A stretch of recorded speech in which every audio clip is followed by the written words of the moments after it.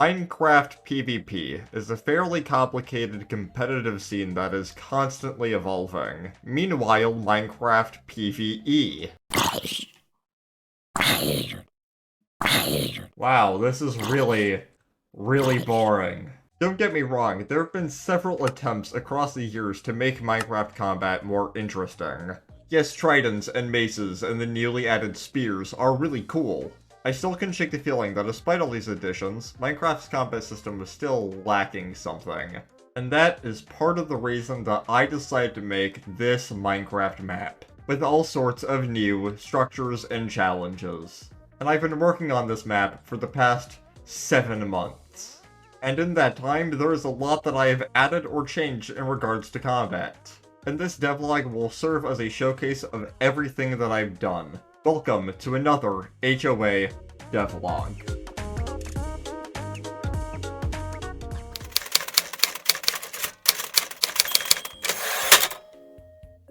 Parrying is a vital mechanic in this map. By simply blocking an attack with precise timing, you will execute a parry.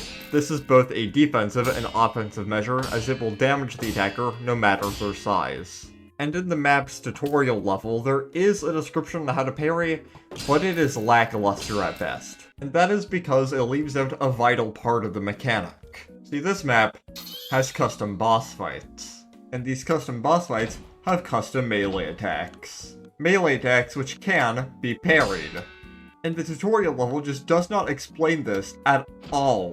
Additionally, bosses have some follow-up attacks if they are parried. For example, you'll see here he punches once and then twice, but if I were to parry both hits, he has a strong follow-up. And if I parry this follow-up,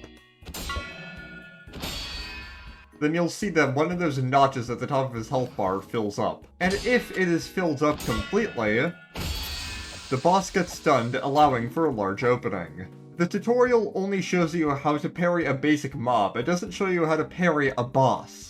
And we gotta fix that. And the way we do that is with a new mini-boss. This is the Mira OS combat hologram. And well, he doesn't really do much right now, he kinda just sits there and slashes the sword occasionally. And this is to teach the player that they can in fact parry custom melee attacks. The second part of this test is parrying a follow-up. You can see he does that slash in the other direction. And if you don't parry it, well then he'll just return back to his default stance. But if you do parry it, then he has a follow-up. Parrying both hits of it will fill up that meter from before. So yes, this is a very simple mini-boss, just to teach the player the mechanics of parrying. And he's dead. Goodbye. Once he is defeated, you can leave the tutorial level and get a look at the rest of the map. And if you want to see me making the town over there, then go watch the first devlog. And so that is everything that you need to know about parrying in HoA. Well, that is until later in the video, where I show off a little bit more. But for now, let's move on to our next combat mechanic.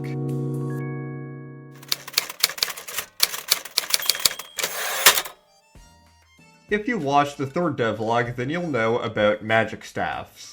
And in the devlog, I only showed off one of them, this being the pearlescent cane, the one I'm using right now.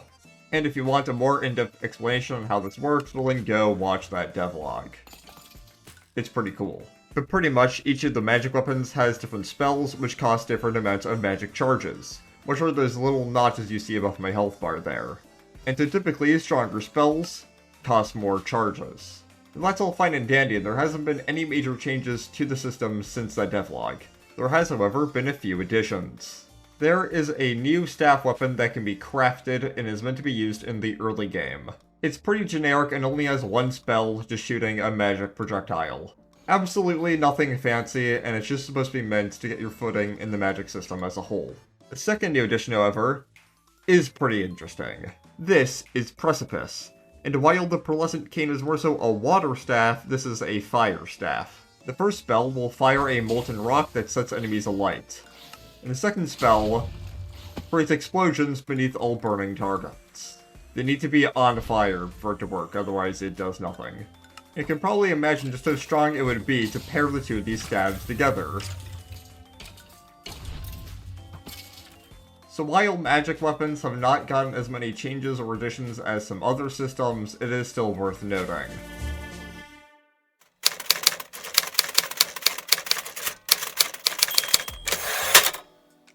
The newly added spear is probably the first time that Minecraft has added a new weapon with different tiers. And while it's not in this map because it only exists in snapshots, there are 2 weapon types in this map that have different tiers. The first of these being the scythes. Now in terms of damage, the scythes actually do a little bit more damage than swords, and have the sweeping edge attack. However, you will see that across the board, they are a little bit slower than swords, only having 1.3 attack speed. I'm pretty sure the math actually works out in favor of swords having higher DPS. But if that's the case, why would you ever craft scythes? Isn't that just a worse sword? Well, scythes have the added benefit of being able to break the same blocks as a hoe quickly, so it doubles as both your hoe and your sword all in one slot. So while it's not as optimal as using both tools, it is more convenient. Not to mention, they kinda just look cooler than hoes and swords, so there's that. And the second type of weapon to be added is claws. Now what's interesting about the claws is that they are very slow, only having at most 1 attack speed. However, this is a bit misleading, because if your offhand is empty, you will dual wield. And while dual wielding, the attack speed is doubled for all claws, making them faster than even swords at the diamond tier, and while having the same attack damage, so it does the same damage as a sword and is faster. The downside, of course, being you can't use a shield, because when anything enters your offhand, you're brought back down to the slow attack speed. So claw weapons are more so seen as risk and reward. Do you want to sacrifice your shield slots for higher DPS? And yes, I know I can't do proper dual wielding where you attack with both weapons simultaneously, but I think doubling the player's attack speed is the closest I can get. And yes, I know I haven't shown off the netherite tier for either of these weapons, and the reason for that is, well, I'm going to be changing how netherite items are obtained in the first place. But I don't want to show off too much yet because that would be a spoiler. So for now, let's just move on to our next weapon type, and this one is interesting.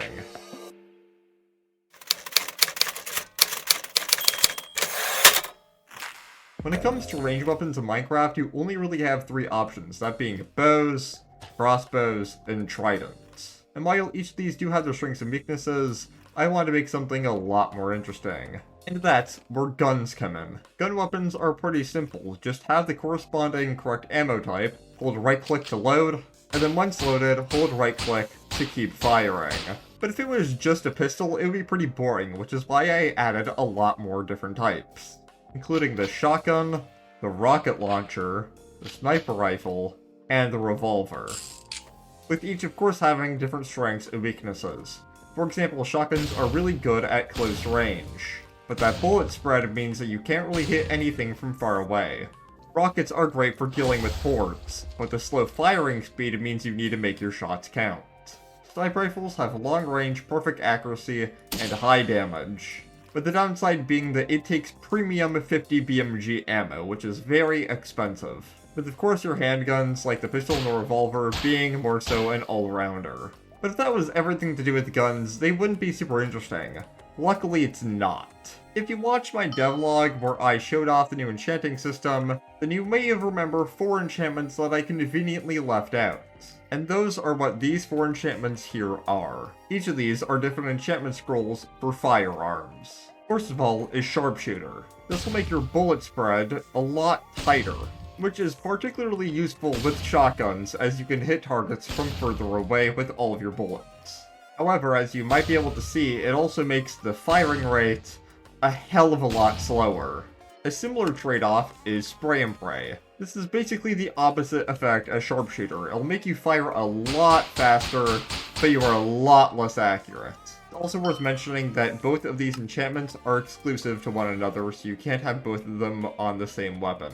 But if you're crazy enough to add Spray and Pray to a shotgun, well then you will see a very, very big bullet spread, which basically turns this into an exclusively close-range weapon. This next enchantment is called Forebore. This will increase your range damage by 25%, but as you can see, it has a lot of recoil to it. And if you are crazy enough to pair this with Spray and Pray, well, good luck controlling that muscle climb. And finally, we have Extendo. This simply just doubles your maximum mag capacity, and yes, it even works with rocket launchers, meaning that you get to use 2 shots before you reload. But of course, it uses twice the amount of ammo to reload. For example, I'm at 44 bullets, and when I reload, it goes to 24. I love these enchantments because all of them feel like trade-offs, and each of them are more useful with specific firearm types. And while that is everything to show off with the firearms in HoA, I'm not done with the enchantments.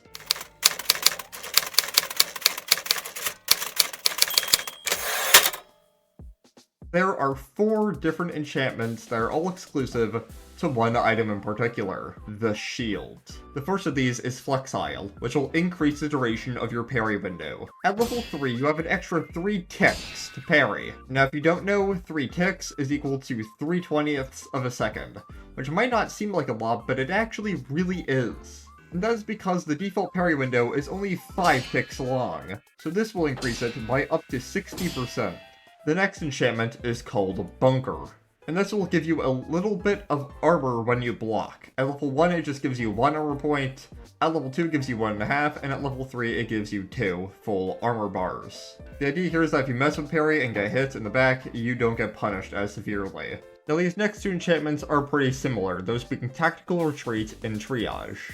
With Tactical Retreat, when you parry, you get a little bit of movement speed for a couple of seconds. The idea is if you need to run away, then you can quickly parry, and then get out of the fights to either rebuff, or regear, or whatever you need to do. And the second one of these enchantments is Triage. With this one, when you parry, you get Regeneration Effect.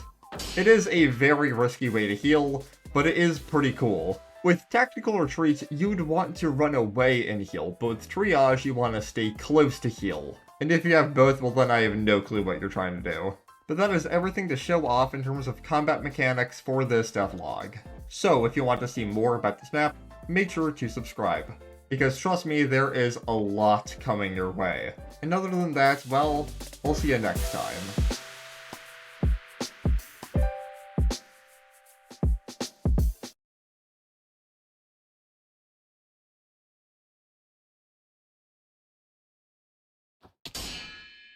Hell yeah.